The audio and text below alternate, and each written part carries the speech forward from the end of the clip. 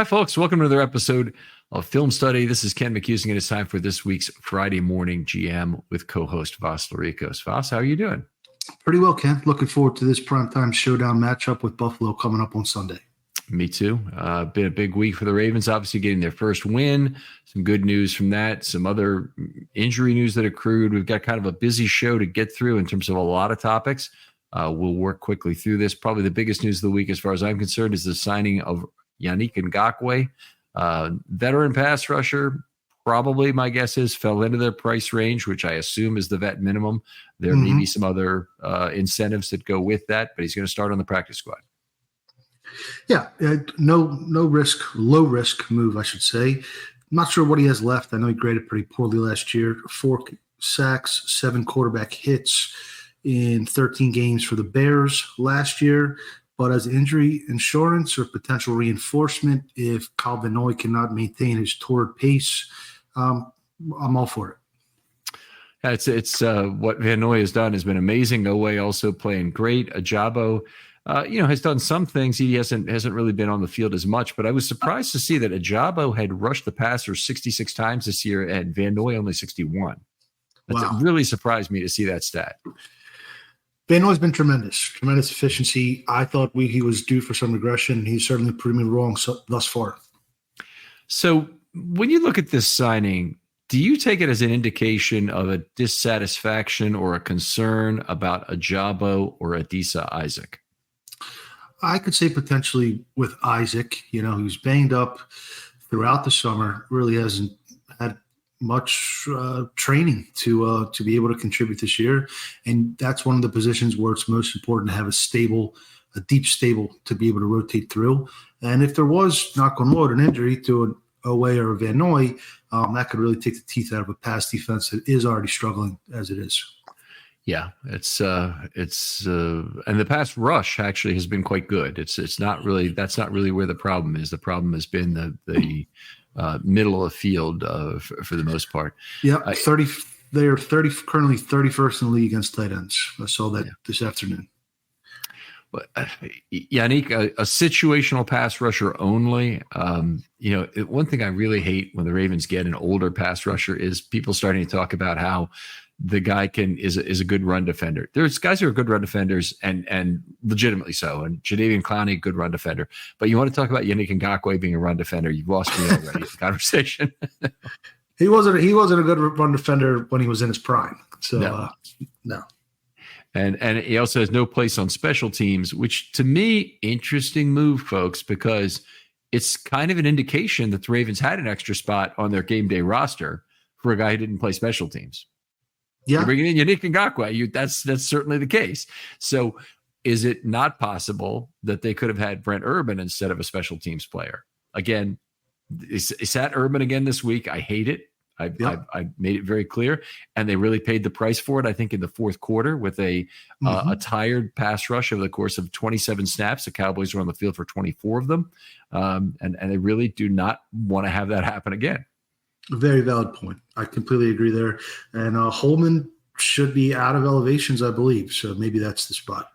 Yeah, I guess Holman has used all 3. Kelly's used 2 of 3. So they may have actually decided in activating Collier this last week that they want to use Kelly against the Bills and not be forced into a decision about the 53. And so far, injury luck has been honestly pretty good for the Ravens in terms of having anybody who's been kind of lost for an extended period or would have to go to IR. So we'll talk about the injury report a little later, but still looking good from that perspective. Yes. The Justice Hill signing, another big one this week. How do you feel about that one? 2 years, $6.4 million was reported on OTC. I think it's a fair price for Justice. I think he's been an underrated player for the last several years. I was a defender of his a couple years ago when people were clamoring for wanting more for him. 5.8 yards per carry, 8.3 yards per reception, with a 6.9 yards per target, career high. Yeah, so yards per target of almost 7 is certainly pretty good. We remember, obviously, from the Kansas City game, the 2 big receptions he had on the first drive to dig him out of third down holes. He's been a good player for the Ravens now. And, Yeah. if you want to go to other things that some people consider soft things, he's had a very high snap count. In fact, nobody else except for Henry and Hill has had a snap for the Ravens this year. They basically have had the same number. But most of that is due to the fact that Hill has proven himself to be quite a good pass blocker. And we've seen him have a lot of set and chip blocks in these first 3 weeks. Yeah. So from a personal perspective, I like the signing of Justice. I like keeping him around. From more of a macro level, I am concerned that the Ravens are overinvesting in their rushing offense. I hope this is a sign that either Henry or Pat Ricard are going to depart after this year, because Henry's now the 8th highest paid running back. Ricard is the 3rd highest paid fullback, and this contract puts Hill as the 23rd highest paid running back, which is just overkill for a team that's led by Lamar Jackson, who pretty much generates a top 3 rushing offense regardless of who's around him. So there's an opportunity cost when you invest in something you already are very strong. There's another place on the roster that is going to become a weakness because of that. So I do hope that Justice is essentially an RB1, or maybe they draft a bigger guy who can be more of a downhill thumper next year, move on from Henry and have Keith Mitchell and Justice Hill, and that's your trio. I just don't want to invest. It's just, you got to make choices when you're building a roster. And when you have Lamar Jackson there, who generates such tremendous rushing opportunity for everybody around him, you don't need to overinvest a running back. But I'm in complete agreement about this. The Henry deal is a 2-year, $16 million deal, but it's also a 1 year, $9 million a year. Mm-hmm. If that's what the Ravens want. I think they really are at a point. They're at the end of Patrick Ricard's contract. They're playing him less snaps. It really won't make any sense for him to come back to the Ravens at the same price. It'll be sad to see him play in another uniform, but I'm not looking for him to come back at $2 or $3 or $4 million a year. And I think the Ravens have a reasonable chance that they will go out and find the next Patrick Ricard. Do what the Chargers did. Find some defensive lineman they really like who can move around and would be a good fit. Agreed. All right. Now, we had some interesting things happen with John Harbaugh this week, and one of them was at the press conference, and the other is basically a something that has been a Harbaugh trait for a long time. I think I want to talk about that one first, which is getting the team ready to play at an odd time of day. And they're going to play a Sunday night football game this week against the Buffalo Bills. Now, if you understand the inner workings of an NFL team, a lot of things have to happen for a team to play on Sunday night. First of all, they're locked in the hotel together from the previous night. They have to show up then because they don't really trust NFL players to not get lost somewhere or get themselves into trouble overnight. I mean, that's really what it comes down to. Is they're young men, and they want to have them in a single place where they meet together, where they have meetings, where they're focused on football and not doing things that young men like to do on Saturday night. But that's a real problem. For a 1:00 game, it's less of a problem because they get up in the morning, they immediately are on the bus and they're at the park doing what they do to play football, which most of them love to do more than anything else. If they play a night game, then they have meetings all day, but they have a lot of time to fill. Okay, and they can watch a game together. They can pull some things. They can watch film. They can go over special teams. But it's it's a different effort to manage that adrenaline level through a whole day. Sure. One thing we've seen with John Harbaugh is he's been terrific at getting his teams ready to play night games, particularly at home. Yes, and he made mention of that in the press conference. Explicitly noted the atmosphere at M&T and how it's the best atmosphere at night, and how he thinks that they should have more home primetime games. And I agree with him there. I think they have gotten the short end of the stick there. I don't have the numbers in front of me, but it certainly seems that way year after year. Yeah, and in the division, I think it's certainly been the case. The Ravens have had that problem with the Steelers in general, that a high percentage of those games have been in Pittsburgh. Oh, yeah.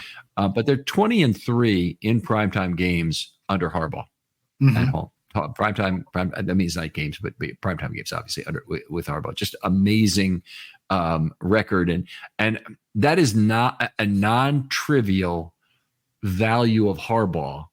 To be able to maintain the culture, to keep your players ready to play at any time. So if you're looking for reasons to fire Harbaugh, consider the reasons on the other side of the scale. I know I'm not likely to convince anyone who's in the fire Harbaugh crowd because they're like political supporters of any party. They're hard to convince and switch over to the other side. Okay. Sure. Let's just put it that way. Let's be non-political on this show. Sure.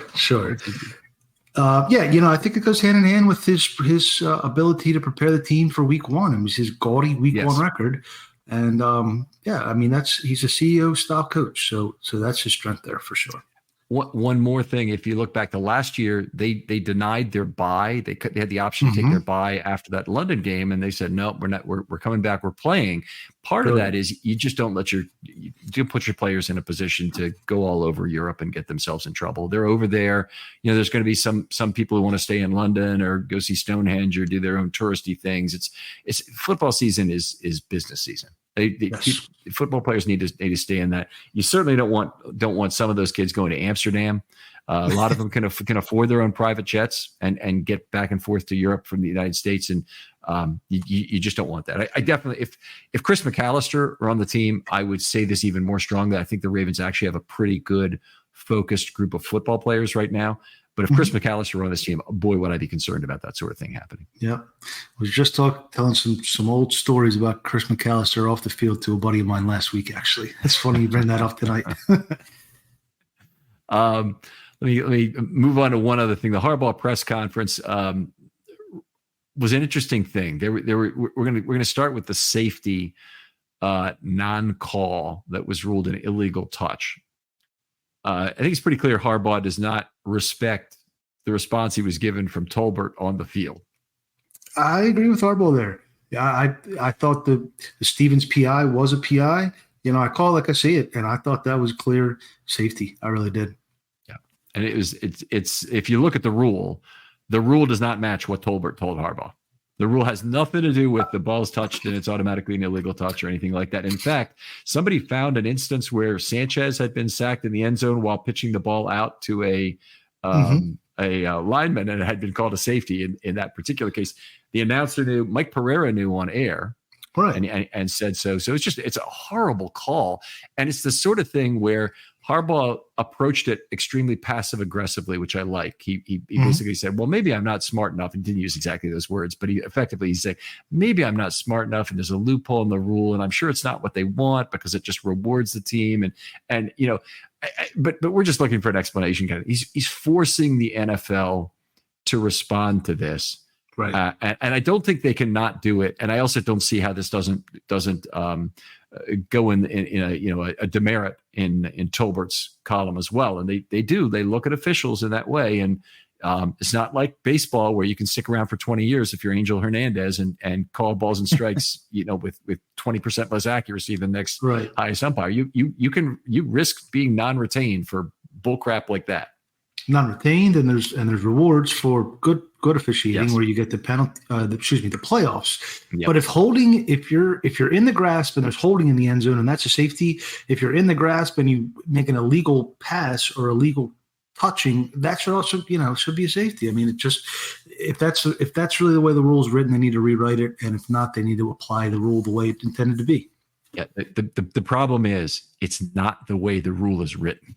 Right. And the rule is explained to Harbaugh in the way it is not written. That's the problem. And so if you there's sometimes a call will get blown by an official, but they had time. I mean, they huddled up for a while. They had the replay official. They could have called New York, asked for the rule. Wait a minute, is that intentional grounding or is that an illegal touch? Or they had a chance to check and make it right. They didn't do it. So I'm a lot of it's on Tolbert. A lot of it's also on the replay assistant and what he's supposed to understand. And I just think they probably need a rules judge who has access to the rules, can tell them whatever they need to know in a real-time basis and give them that info.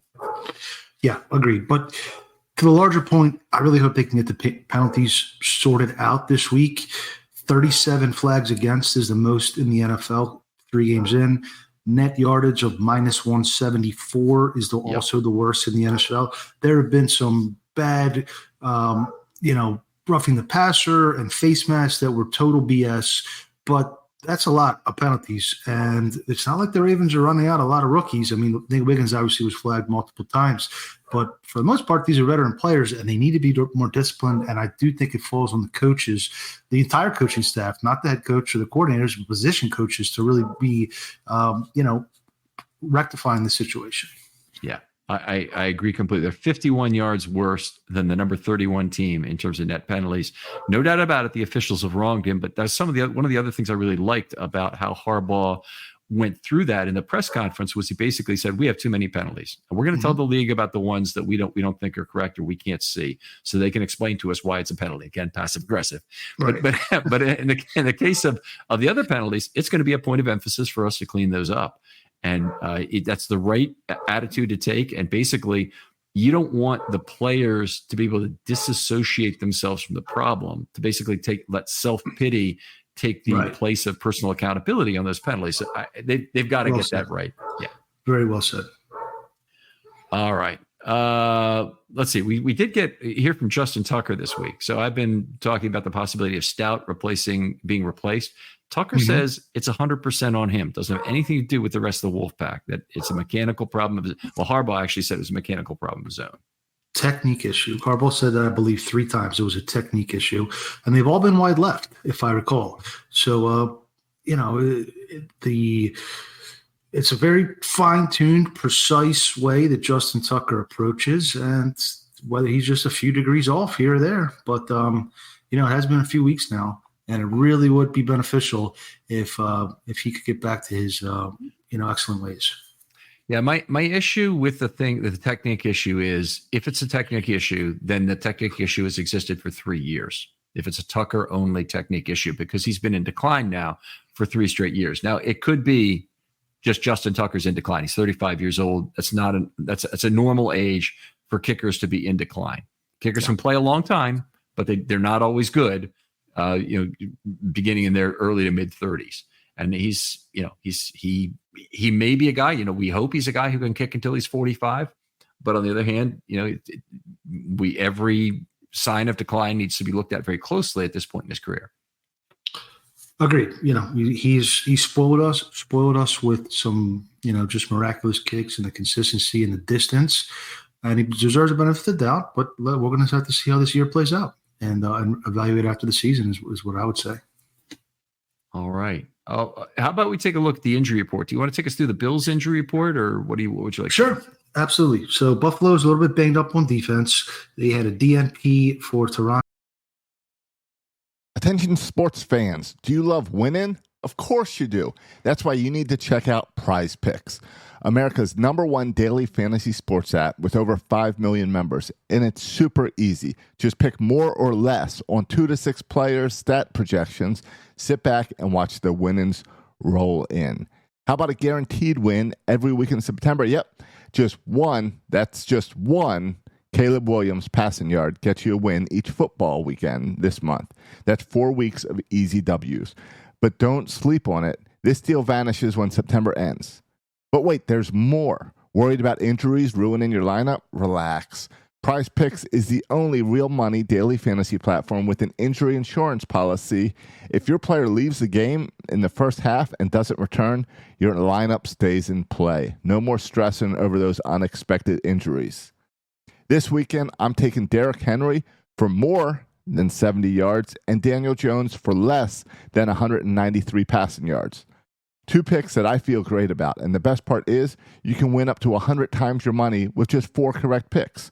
So what are you waiting for? Download the Prize Pick app today and use the code RAVENS to get $50 instantly when you play just $5. That's right, $50 free just for giving it a shot. More winning, less stressing. Prize Picks is where the fun begins.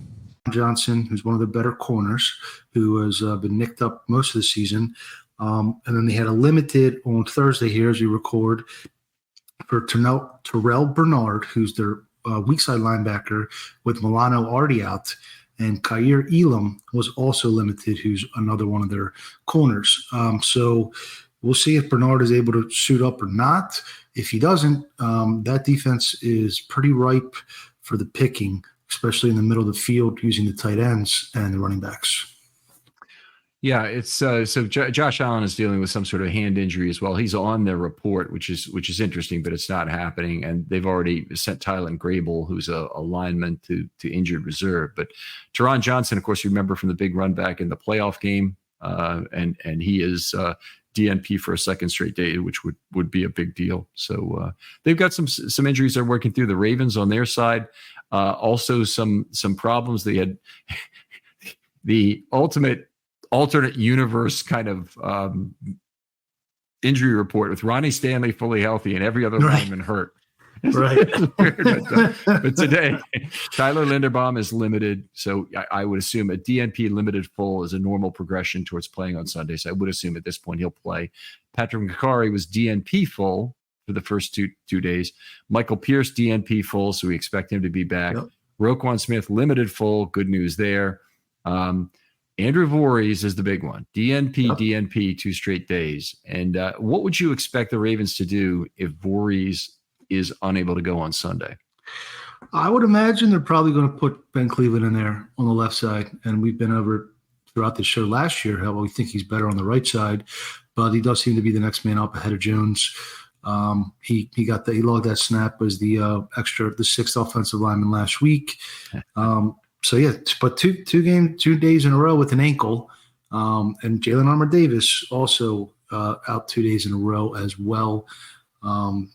So not great with Voorhees. You're hoping you could stack some experience and get him rolling in the right direction. He probably one of the worst offensive linemen on the team thus far.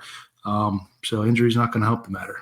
Yeah, he's had troubles, and this last week he still got a D. Now his run blocking wasn't terrible, but he had a couple of penalties, and that really reduced his score. And penalties matter. It's like the Harbaugh thing. You can't take the personal accountability for the penalties out of there.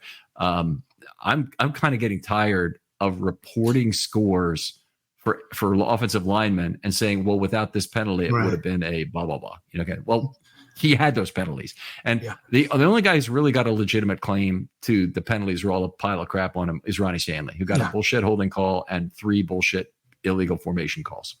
Yeah, I agree. Penalties are a big part of the game, and those are drive stallers and drive killers, and you got to clean that up. And obviously they're breaking in new offensive linemen without experience, and unfortunately their offensive line guru passed away suddenly. So it's been a really tough circumstance environment to try to overcome. But I really do hope that over the long haul here they can get these penalties all in the offensive line under control.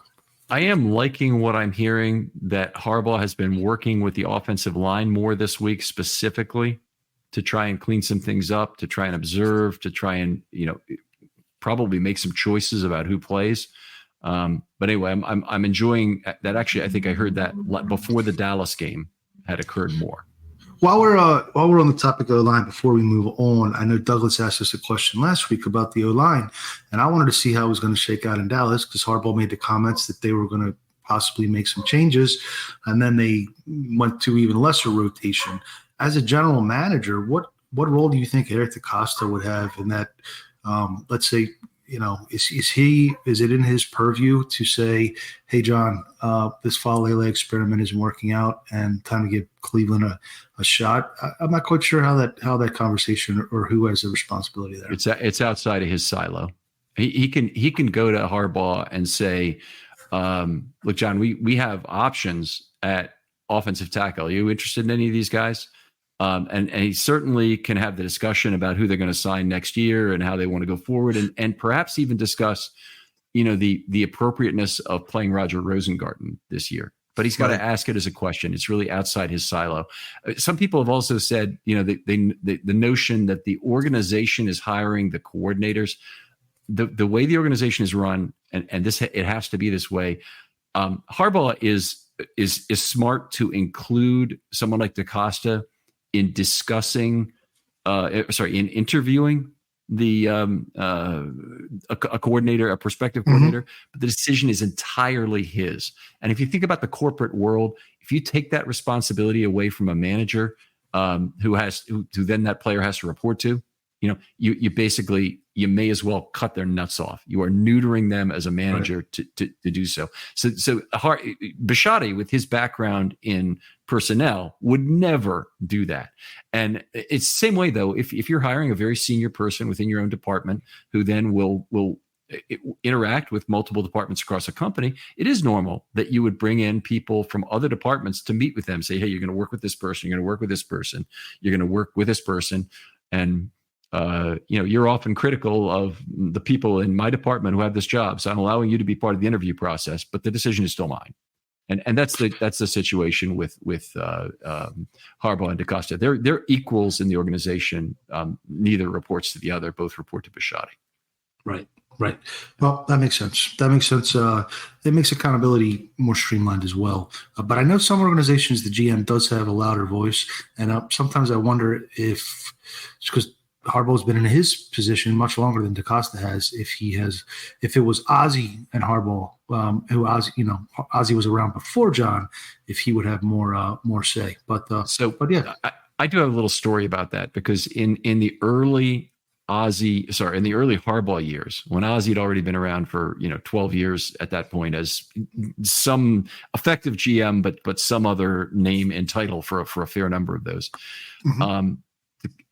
Harbaugh, when he first came to the organization, was kind of a hothead about getting rid of players.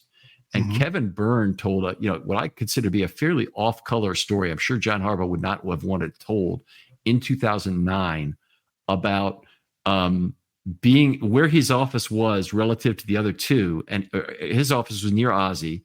Harbaugh came running into Ozzie's office at one point then and said, "I'm really unhappy with so and so," kind of thing.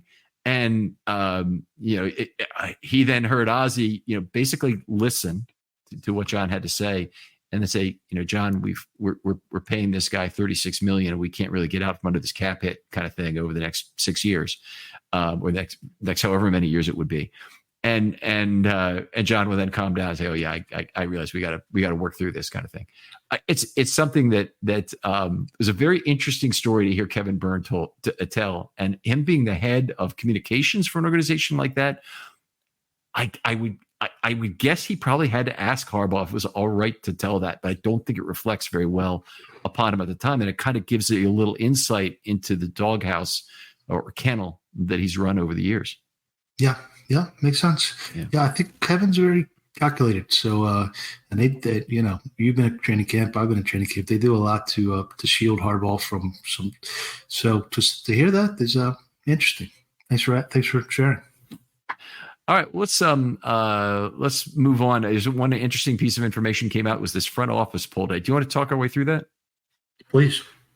Okay, sure. I'll cue it up. So first place votes, Baltimore 15, Kansas City 13, Philadelphia 5, San Francisco 3, tied at 1 apiece, Pittsburgh, Seattle, and the LA Rams. I know you did some more statistical analysis, because the Ravens really pulled away with their second place votes, it seems. All right, so it was 40 total executives were asked, and I think it was 5 coaches and 35 other front office executives. So the poll was done by The Athletic, and it was done between the end of training camp and the beginning of the regular season, basically. So that's the time frame if you're wondering why things might be skewed a particular way. But it's done on a 10-7-5-3-1 scoring system. So 10 points for a first place vote. So you mentioned those, where the Ravens led in first place votes by only 15-13 over the Chiefs. But I thought what was really interesting was the average of the other 25 votes, because there's 15 that were first place and there's 25 that were not first place. Mm-hmm. The average score on those votes was 4.36 for the Ravens. Now, if you think about it, if their votes had been evenly split between the second and fifth best front offices, it would have been 4.00 points. So basically, there's an overwhelming number of people, when asked, put the Ravens in the top 5 somewhere of their front offices, with a plurality of them putting them at number 1. Yes, indeed. They've been a consistently excellent front office for many years. I listened to a podcast several years ago now, also on The Athletic, with Robert Mays, and I believe it was Nate Tyson. They listed all the best front offices, and at that time, Buffalo had just signed Von Miller, and they were receiving praise for trying to strike while the iron is hot. And the Ravens were right there number 2. And it just seems the Ravens get the benefit of the doubt for the decisions they make more than maybe any other franchise. Maybe with the offensive line, the way they did it this year, but it's deserved. And in my personal opinion, they have, whether it was Ozzie or Eric DeCosta, they have provided John Harbaugh with a playoff caliber roster in 15 of his 16 years at the helm. The only year I would say they didn't was 2015. 2015, and that was really injury related, right? I mean, it's. I thought it was more than injuries. I thought even if they were healthy, they didn't have the firepower that year. That was the 5-win season. Flacco tore his ACL. Suggs popped his Achilles a second time. But even if everybody was healthy, they didn't quite have it. But still, 15 out of 16, that's damn good. That's tremendous consistency. Right. Okay. Well, I would certainly agree with that. I was thinking you were going to say 2013. I was projecting the year you would have said. I was thinking that, but I was thinking they still had a lot on the trenches, even after they lost the defensive war horses. They still had Suggs and Nada and Yanda, and they still had pretty good trench play that year. Right. I certainly love the way the organization has gone with the level, non-roller coaster approach. Roller coaster parity is the heroine of NFL fans, that they all want to, win now. We don't care what happens later.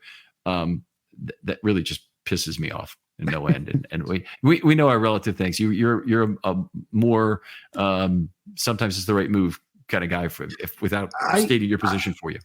I would like to see a regroup, reset year periodically, whether it was 5 years, 6 years.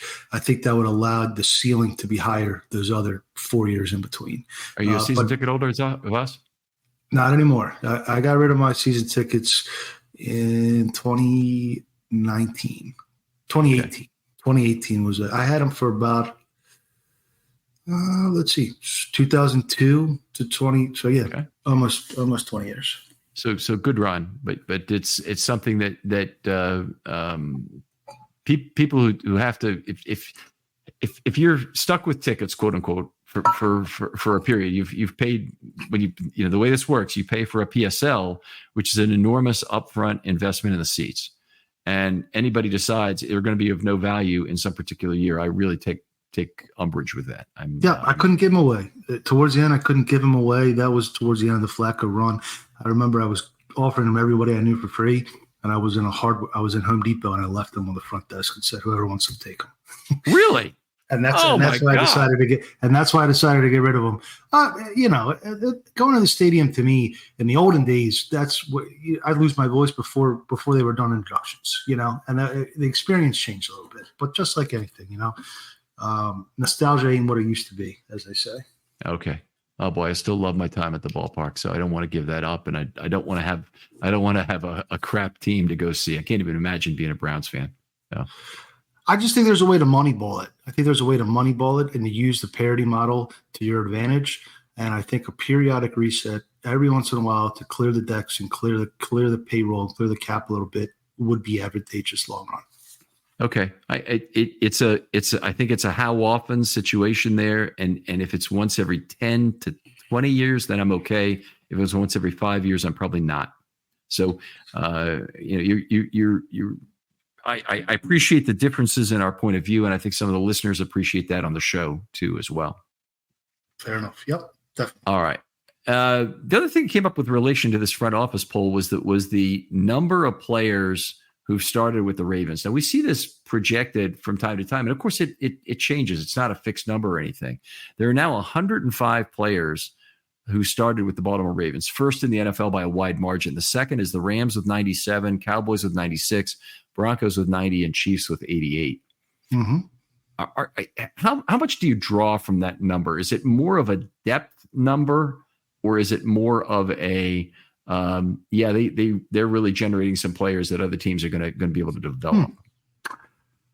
I think it's both. I think from the UDFA ranks, that is because their scouting department is superior to others. I think from the day three, I think a lot of it is just driven by the volume of draft picks they make every year in relation to other teams, in large part due to the compensatory pick formula. That's a good point. So that could bump it up a little bit. I don't think it explains nearly all the difference we're looking at here. But I mean, it tied for 8th place is 82, and they didn't have. I mean, I don't know how far back you have to go to get 23 Ravens compensatory picks, but it's a long time, a lot longer than those players, that would still be on this list around. So yeah, I was going to come up with another reason. I think that the Ravens, with the depth selections and the way they've assembled their practice squad, have typically been one of the teams that have been frequently poached by other teams. So in particular on the defensive line, I felt like that's been true.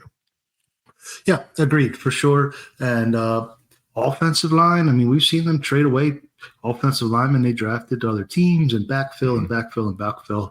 I do think that they're one of the very best at identifying and developing UDFA talent for sure. Oh. Well, Voss, always a pleasure to do this show with you. Why don't you tell folks where they can find your work or talk to you online? Sure. I'm on Twitter, X at Vasilis Beatdown, Vasilis Beatdown. Obviously, record this show with you every Thursday, Ken, and really enjoy the debate online, the banter back and forth, and the different perspectives and ideas, and keep it respectful. And as long as people are coming from just want to talk ball and not a personal place, I really enjoy it. Right. We're going to always keep the politics out of this show, and we're going to keep some other things out that are unpleasant in nature but present on Twitter. But we really do appreciate your questions, and appreciate Doug. One of our, I think Doug is the one who had the question. This is the incredibly loyal Douglas Duer listener. Yes, sir. Mm-hmm. All right. Wonderful. Thank you, Doug, for continuing to listen, and make use of hashtag Film Study Mailbag for your FMGM questions, and we'll try and get them on the air. For Ken McKusick, I did this again. For Voss Larikos, this is Ken McKusick, and we'll talk to you next time on Friday Morning GM.